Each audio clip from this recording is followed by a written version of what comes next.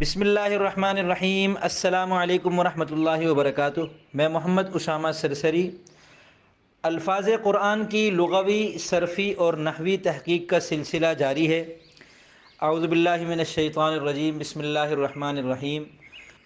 وَمِن شَرِّ النَّفَّاثَاتِ فِي الْعُقَدِ، اس آیت میں العقد کا لغوی مطلب ہے گرہیں، اور صرفی تحقیق کے مطابق مصدر مشتق اور جامد میں سے یہ جامد ہے، 6 اقسام میں سے ثلاثی مجرد ہے، 7 اقسام میں سے صحیح ہے۔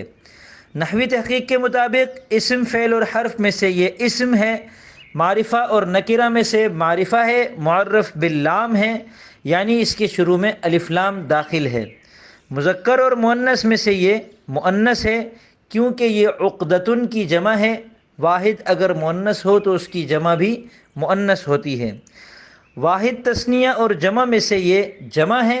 پھر جمع کی 2 تقسیمیں ہیں، جمع سالم اور جمع مکسر میں سے یہ جمع مکسر ہے، اور جمع قلت اور جمع کثرت میں سے یہ جمع کثرت ہے۔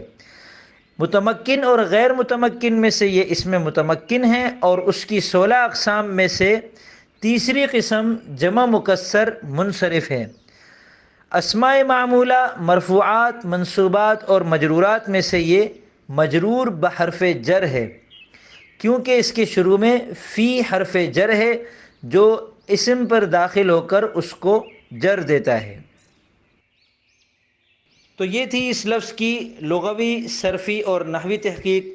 امید کرتا ہوں آپ کو یہ سلسلہ پسند آ رہا ہوگا۔ اس سلسلے کے اعتبار سے اور بھی کوئی مفید تجویز اگر آپ کے ذہن میں ہو تو وہ نیچے تبصرہ خانے میں دے سکتے ہیں۔